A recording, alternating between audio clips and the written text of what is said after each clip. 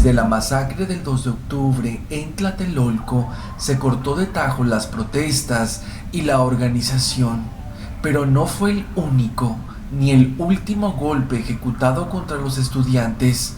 Todavía no se lavaba la sangre de la plaza y las calles aledañas cuando Díaz Ordaz ya había lanzado a los militares y a la Dirección Federal de Seguridad contra los normalistas rurales.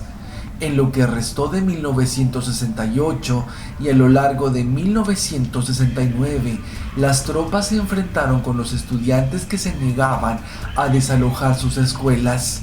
Desde entonces y hasta la fecha, la CIA es quien ha dirigido las operaciones contra partidos y movimientos de izquierda, en particular contra normalistas, para neutralizarlos e impedir que se conviertan en una alternativa de gobierno.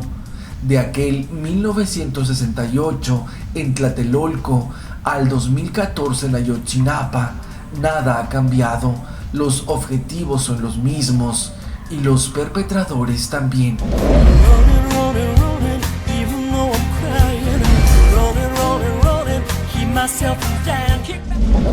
El objetivo de la CIA desde que inició sus operaciones en México y hasta la fecha ha sido el de parar y destruir el ascenso de las organizaciones comunistas, socialistas de izquierda y revolucionarias en todos sus matices. Asimismo, limitar y obstaculizar la influencia de los países socialistas hasta su desaparición. El trabajo de la CIA es desarrollado mediante el reclutamiento e infiltración de agentes dentro de las organizaciones.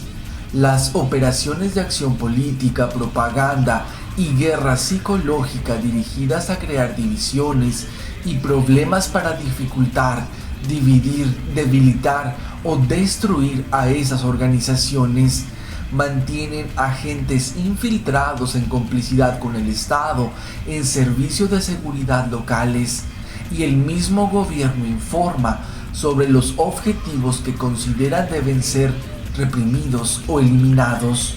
A finales de los 60 fueron reclutados por la CIA los presidentes Adolfo López Mateos, Gustavo Díaz Ordaz y Luis Echeverría.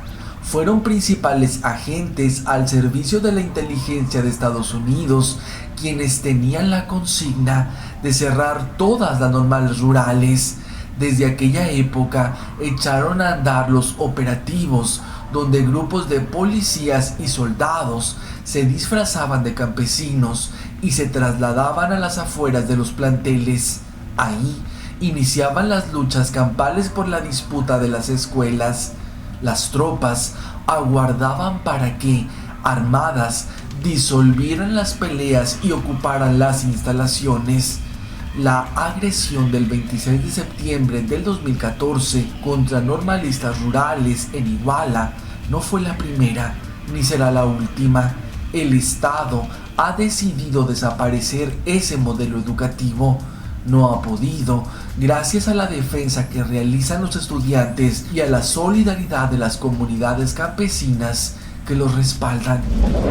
Carlos Mendoza realizó el documental 1968 La Conexión Americana, que es particularmente ilustrativo del rol que desempeñaron entonces el embajador estadounidense Fulton Freeman, el director de la CIA en México, Winston Scott, y otros integrantes de esa agencia, quienes además tuvieron participación en la ejecución de golpes militares en naciones de América Latina como Guatemala, Perú y Brasil en los años 60.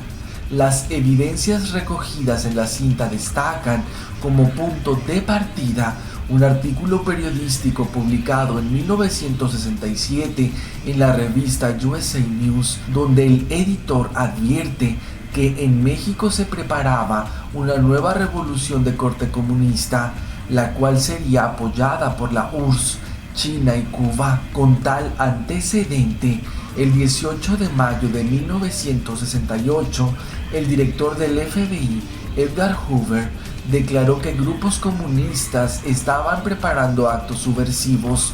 Así Desde el inicio del conflicto estudiantil, tanto el gobierno mexicano como el estadounidense alimentaron en los medios de comunicación de la época la falsa idea que detrás de las protestas estaban agentes del comunismo internacional con sus aliados mexicanos. 4 días antes de la masacre de Tlatelolco, el jefe de la CIA, Richard Helms, estuvo en México, quien le dijo al entonces secretario de la Defensa Nacional que contaba con todo el apoyo del Departamento de Estado de su país para que declarara un estado de sitio la madrugada del 3 de octubre de 1968.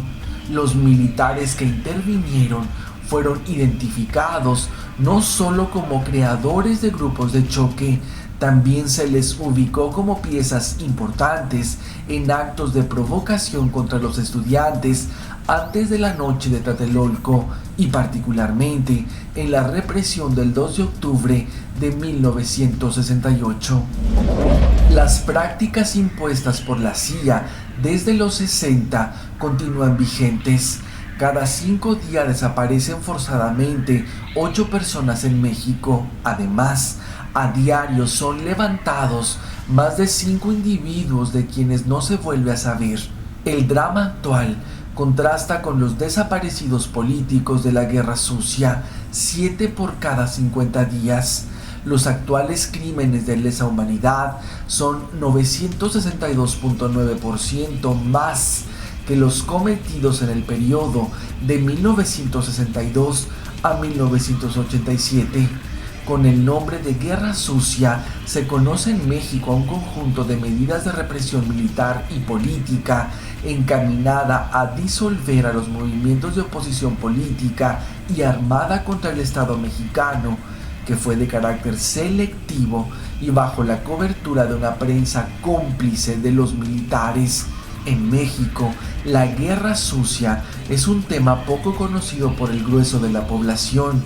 Esto debido a que el PRI ha ocultado o eliminado la información y tampoco se redactó en los libros de historia. La CIA dio seguimiento diario a las operaciones del ejército mexicano durante la Guerra Sucia en Guerrero.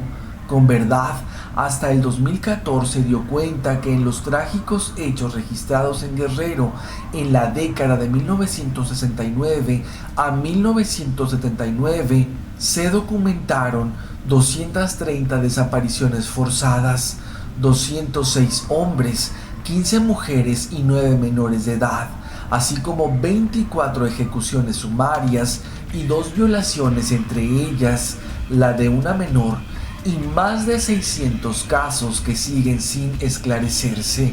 Las prácticas de desaparición forzada de personas hoy en día en sociedades democráticas sobreviven, se perfeccionan y en algunos casos se extiende a la población que no realiza actividades políticas.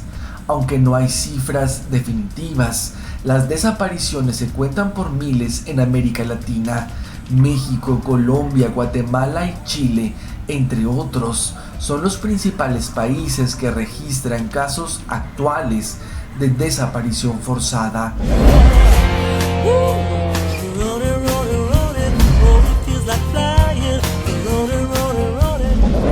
El Estado mexicano asesina a quienes ejercen su derecho a la protesta o disienten de las políticas llevadas a cabo por funcionarios de los 3 órdenes de gobierno.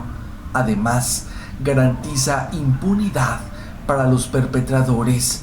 Son las conclusiones a las que por separado llegan organizaciones defensoras de derechos humanos, pero también internacionales y hasta dependencias de la propia Organización de las Naciones Unidas. Con represión, asesinato y violencia intentan apagar el normalismo rural, así como una campaña de desprestigio y un raquítico presupuesto que apenas llega a los 400 millones para 15 instituciones.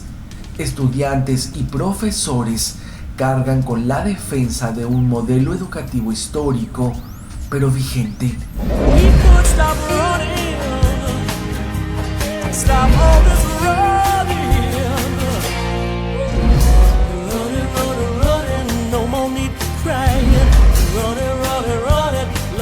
la clave.